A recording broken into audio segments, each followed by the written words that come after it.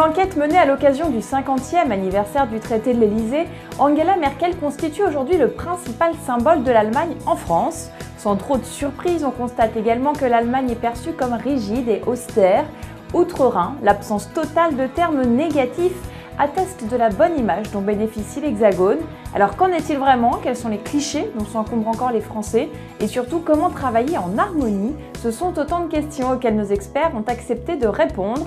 Une des premières différences culturelles fondamentales dans les affaires, la relation à l'autre. Français et Allemands en ont une vision bien différente.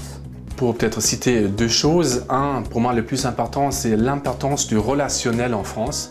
Donc on fait du business avec quelqu'un, il faut le sentir, il faut être sur la même longueur d'onde, sinon on a du mal à faire du business. En Allemagne, on sous-estime ça beaucoup parce qu'on peut faire du business avec des gens même si on n'est pas sur la même longueur d'onde, juste parce que les faits disent qu'il faut faire du business. Et ça, les Allemands n'investissent pas assez dans le relationnel. Les Allemands sont très directs. Donc nous, on aime bien la critique constructive dans les détails. Donc souvent, un Français présente son nouveau projet qu'il a eu et après 2 minutes 33 secondes à l'Allemande, l'Allemand interrompt et dit « Écoute, ça ne va pas marcher là. Crois-moi, je suis l'expert depuis 15 ans, il faut faire ça, ça, ça et ça. » Le Français ne va pas toujours aimer ça, mais en Allemagne, on est très direct et on veut aider le Français à s'améliorer. Par contre, dans la perception du Français, souvent c'est très mal interprété. On croit même que l'Allemand est contre mon idée. Alors un conseil ou plutôt 2 mots à retenir pour appréhender un marché avec un Allemand. Pour appréhender un marché avec un Allemand, il faut être extrêmement factuel, extrêmement pragmatique. Pour autant, si l'Allemand sait se montrer un peu froid ou distant lors d'entretiens de travail, il saura tout autant vous convier à boire une bière après votre réunion. Donc un Français part à l'étranger, en Allemagne, et il négocie avec un Allemand. L'Allemand peut être très direct, très sur les faits. Le Français, ils se sont presque agressés. Et vers 17 h, l'Allemand dit « Feierabend ». Maintenant, on va tous aller boire une bière. Le mot Feierabend, littéralement traduit, veut dire soirée des fêtes. Donc vous savez, ça ne veut rien dire.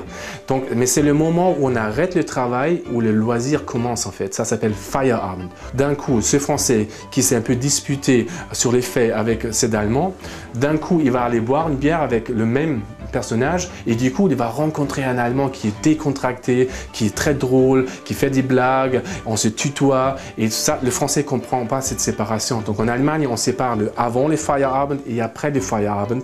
Quand j'attaque un Français factuellement devant 10 personnes, comme il ne peut pas séparer ça comme les Allemands, tout de suite il peut prendre ça comme une attaque personnelle en fait. Et ça, c'est une grande différence entre Français et Allemand. Une fois votre projet abouti, vous serez peut-être amené, vous ou le collaborateur que vous nommerez à ce poste, à manager une équipe d'Allemands. Là aussi, attention, tout ne se passe pas comme dans l'Hexagone. Le management en Allemagne est vraiment un management collégial et tout le monde va travailler ensemble pour atteindre un but commun, pour la réalisation du projet et pas d'autre pour une mise en avant.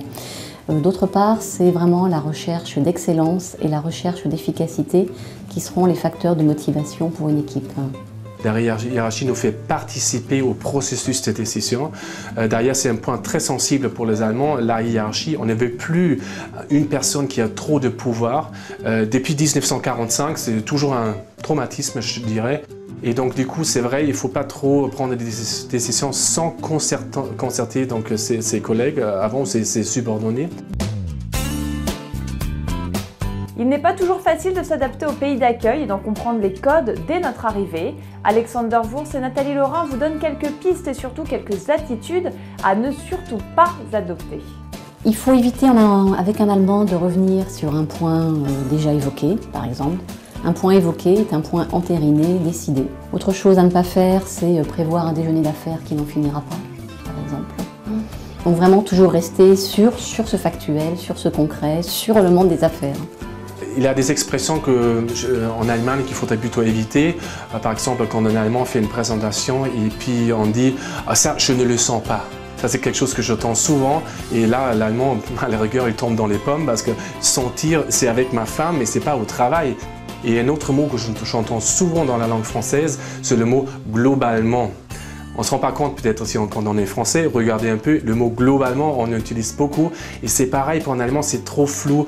À l'extrême, j'ai entendu dire des Français, globalement je suis à l'heure, il était 10 minutes en retard. Ou globalement le projet était un succès où on a failli se prendre le mur. Donc un peu de positiver, le mot globalement c'est quelque chose qu'il faut un peu éviter avec les Allemands.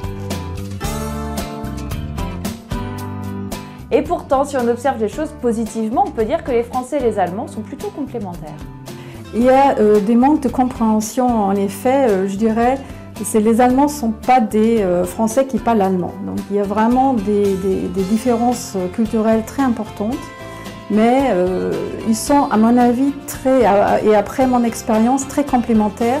Et si on est prêt d'accepter les différences, on peut vraiment très bien réussir. Je crois que c'est ce qui est bien, que justement profiter de ces différences. Et parfois, c'est en effet mieux peut-être de structurer un peu plus un projet ou être un peu plus souple. Si les deux acceptent cette complémentarité, on peut très bien réussir.